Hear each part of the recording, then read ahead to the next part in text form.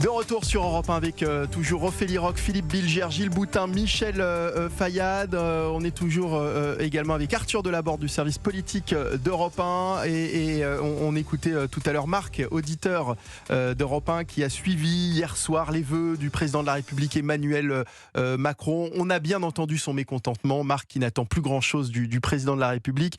Et alors vous, Philippe, visiblement vous avez été un petit peu... les mots de Marc vous ont heurté.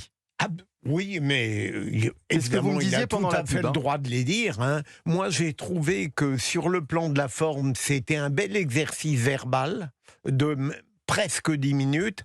Et évidemment, sur le fond, je rejoins la tonalité de Marc, mais je lui donnerai un tour moins absolu, moins aigre. En quelque sorte, je suis frappé de voir à quel point le discours du président, qui voulait être encourageant par les analyses qu'il faisait, au fond, est devenu presque provocateur, tellement la majorité des Français ont une vision radicalement différente de ce qu'il a présenté. Et deuxièmement, pour les espérances qu'il formule, j'ai l'impression qu'il devrait percevoir qu'il a des choses à accomplir pour qu'il nous permette de retrouver l'espoir. Et enfin, sur le dernier point qui me paraît central, il nous parle de l'année utile, en effet, mais il ne comprend pas que le futur qu'il nous annonce est très différent de celui que la majorité des citoyens souhaitent et qui les sépare de moins en moins du moment de son départ. Donc je suis d'accord sur la tonalité négative, même si, encore une fois, j'ai bien aimé la forme, mais le ton, je n'aime pas que, d'une certaine manière, on traite avec dérision un président qui est tout sauf un imbécile. Après, c'est la vie de Marc aussi, oui, bien Philippe, sûr. Bien sûr, et il est libre de l'exprimer comme il le veut. Tout à fait. Et on est aussi là pour ça. Tout à fait, Michael, mais moi je pense aussi à l'impression générale, une sorte d'absolutisme dans la dénonciation favorise la distance entre le citoyen et la classe politique, de mon point de vue. Ophélie Roch. Oui, moi, j'ai même pas eu le courage de le regarder en entier. Ah, vous dire. très bien. C'est... Alors qu'il a fait que 9 minutes. Oui, mais si vous voulez, je crois qu'il y a, en effet, pour beaucoup d'entre nous, il y a une forme aussi de déni, en fait. On n'a pas envie de le voir, on n'a pas envie de l'entendre. J'ai écouté, en fait, un petit peu... Enfin, c'est même pas écouté, d'ailleurs. J'ai lu tout simplement ce qu'en avaient dit les différents journaux, un petit peu voir un petit peu de quoi ils nous avaient parlé. Mais non, je trouve que c'est dur d'écouter sa parole de nos jours. Ça reste un exercice, en fait, assez ardu. Ah, c'est dur d'écouter sa parole. Ah oui, c'est dur. Oui, parce qu'en fait, on a le sentiment qu'on est baladé depuis... plusieurs années, que finalement on n'a plus le choix de rien, il a confisqué un petit peu d'une certaine manière certaines élections qui auraient pu avoir lieu, donc je pense que pour beaucoup de Français, entre guillemets lambda, dont je m'inclus dedans, on a du mal en effet à l'écouter.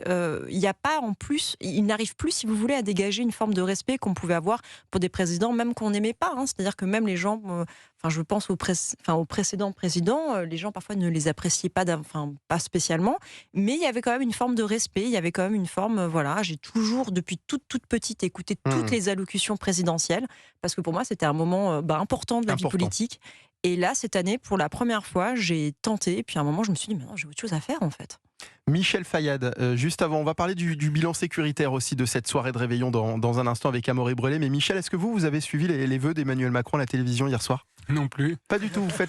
Merci Michel. Vous faites pas partie des 8,9 millions de téléspectateurs. Vous faites partie justement de la majorité des Français qui ont préféré botter en touche. En fait, j'étais sur Europe 1 juste avant et après j'étais dans les transports. Donc les 9 minutes 55, je pouvais pas les voir ou les écouter. Mais ça veut dire que si vous aviez été chez vous, vous auriez regardé ?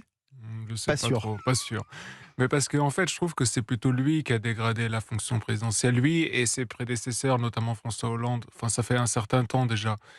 Et vous savez, il nous avait promis d'être un président en marche. Et puis avec les gilets jaunes, il s'est mis à l'arrêt. Puis après, de nouveau aussi avec la dissolution. Et là, il a fait son discours hier assis.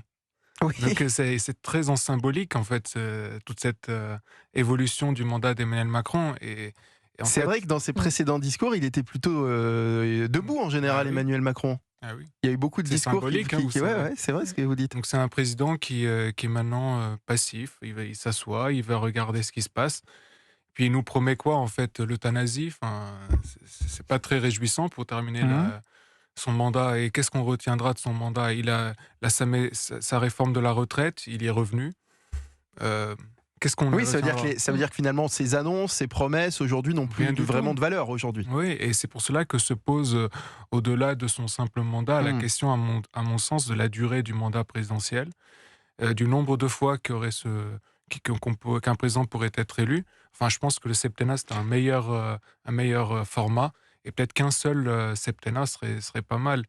Après ces 9 minutes de discours présidentiel, on a pu enfin dîner tranquille, on a pu festoyer, même si évidemment ce réveillon a encore été teinté de débordements. Amaury Brelé, près de 900 véhicules ont été, au moins 900 véhicules ont été brûlés, c'est ça dans le pays cette nuit? Oui, alors on n'a pas encore de chiffres officiels parce que le ministère n'a pas encore communiqué. Moi, selon mes informations de sources policières concordantes, on est environ, en effet, 900 véhicules brûlés à l'échelle nationale. Donc ce sont les informations que vous avez eues à valeurs actuelles, hein. Oui, de sources policières concordantes. On attend évidemment la communication officielle pour avoir le chiffre définitif. On est à peu près dans la même ligne que les chiffres de l'an passé. À Paris, on est à 125 gardes à vue Ouais. contre 104 l'an passé. Là, ce sont des chiffres officiels qui ont été fournis par le parquet de Paris. Donc, on est à un même niveau de violence et de débordement partout sur le territoire. Est-ce qu'on sait comment s'est passée la soirée sur les Champs-Élysées? Alors, sur les Champs-Élysées, On n'a pas de données encore. si. Si. Tout s'est à peu près bien passé, du fait notamment de l'annulation du concert qui était prévu et qui a été annulé, notamment, là aussi, ça a été confirmé par des sources policières, du fait de l'organisation concomitante d'un match entre l'Algérie et la Guinée équatoriale au Maroc dans le cadre de la Coupe d'Afrique des Nations. Alors, c'était plus tôt dans la journée, c'était à 17h Oui, le match, hein, ouais. Mais de fait, on a d'ailleurs observé des violences à la suite de ce match en France, à Roubaix, à Toulouse, dans le nord de Paris vers 20h, dans les secteurs de La Chapelle et de Barbès. Les policiers ont dû faire usage de LBD et de grenades pour disperser les fauteurs de troubles. Il y a eu des interpellations. Et à l'échelle suite à ce match, au match remporté par l'Algérie. Suite à ce match, absolument. Et partout en France, on a vu se multiplier, mais comme chaque année depuis déjà plusieurs décennies, et c'est un fait très franco-français, parce que ces violences, on les observe quasiment nulle part en Europe, des tirs de mortier qui ont visé les policiers, des incendies, des agressions, beaucoup aussi de cambriolage d'opportunités, parce que les gens n'étant pas chez eux, les malfaiteurs en profitent pour cambrioler, et avec, on l'a dit, au final, plusieurs centaines d'interpellations, des policiers aussi qui ont été visés, blessés, plusieurs dizaines d'entre eux. C'est absolument dramatique. C'est il y a quelques années un ancien ministre de l'Intérieur qui avait évoqué, en parlant de ces débordements, entre guillemets, il avait évoqué une tradition absolument terrible, et qui en dit long, en effet, sur la défaillance, sur la démission, sur la faillite de l'État régalien, incapable de contrôler la sécurité en cette soirée de fête. Oui, et puis quand on parle même de chiffres, parce qu'aujourd'hui ce sont devenus des chiffres finalement, et on a pris cette habitude lorsqu'on dit pas près ou au moins 900 véhicules brûlés en France, c'est vrai que ça paraît comme ça un simple chiffre qui passe dans l'actualité, mais c'est parce qu'on n'est pas concerné directement, et c'est ce que nous disait notre auditeur tout à l'heure, Marc, Philippe, parce que là-dessus, Marc, il avait raison aussi lorsqu'il nous dit, bah oui, mais vous imaginez pour une infirmière de se retrouver avec son véhicule brûlé alors qu'elle doit peut-être travailler ce matin ou demain, enfin c'est absolument terrible. On en a un peu parlé hier, Michael, mais je suis absolument d'accord avec vous. Je comprends que la police, les forces de l'ordre font ce qu'elles peuvent, mais par rapport à un État qui ferait preuve d'autorité, on pourrait rêver évidemment d'une société totalement pacifiée parce que l'État saurait y faire en quelque sorte. Et c'est navrant ce qui se passe en ce moment.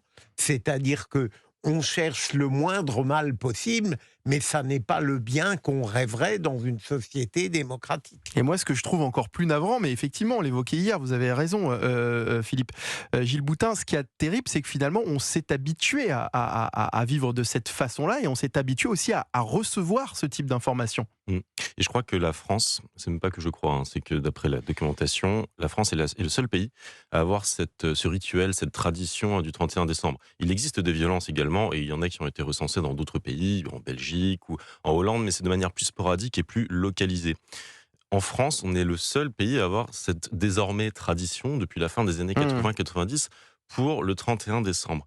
il serait intéressant de comprendre pourquoi nous, spécifiquement, nous avons ce problème. Cette tradition de la casse le systématique. 31 décembre, enfin, c'est quand Nous même avons grave. une concentration de population dans des quartiers Ouais. dits populaires, et c'est de là que émanent les violences systématiquement, mais de manière sous-jacente, il y a un ressentiment post-colonial qui émerge. Et quelle coïncidence qu'il y ait eu ce match Algérie-Guinée Ce qui soir-là. a déployé bien cette sûr. colère sous-jacente.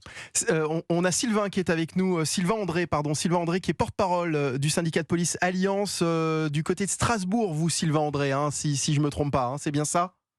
Oui, bonjour. Bon, je tenais à vous présenter déjà premièrement mes meilleurs vœux pour cette nouvelle année. Merci, bonne année à vous Sylvain André.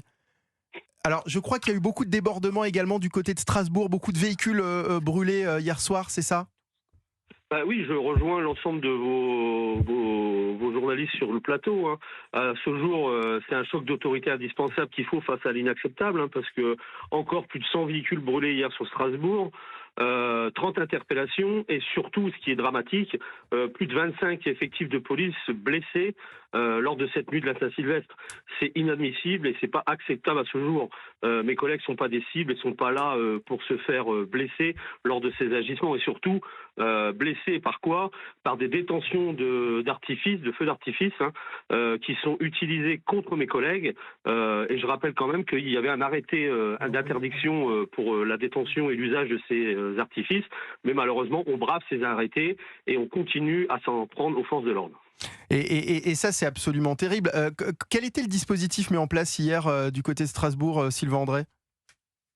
On avait quand même 4 forces mobiles, donc CRS et gendarmes mobiles, ainsi que plus de 400 effectifs de la circonscription qui étaient mobilisés pour cette nuit, hein. Donc vous imaginez, on atteint pratiquement entre 6 à 700 effectifs, mais malgré ça, on a quand même 100 voitures brûlées. Pourquoi? Ouais.